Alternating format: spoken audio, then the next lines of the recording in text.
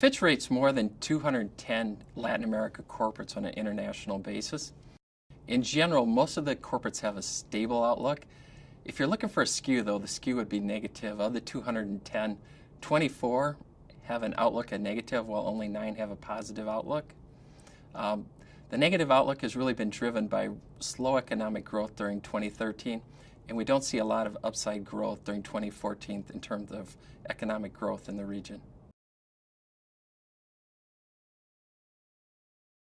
Well, if you're looking for a trouble spot in the region, you'd probably start in Brazil.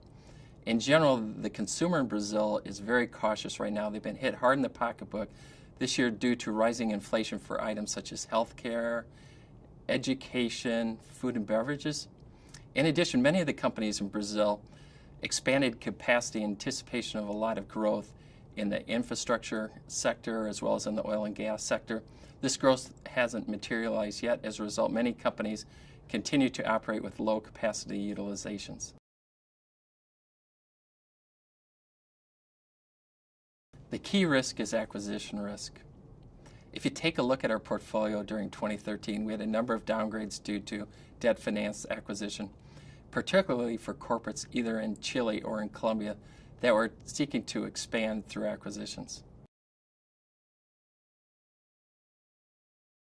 Well, if you look back at 2013, definitely the most stable credit profiles were for corporates domiciled in either Peru or Colombia.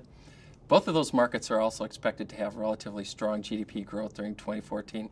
As a result, we anticipate that the credit profiles of corporates domiciled in either of those two countries will remain relatively unchanged.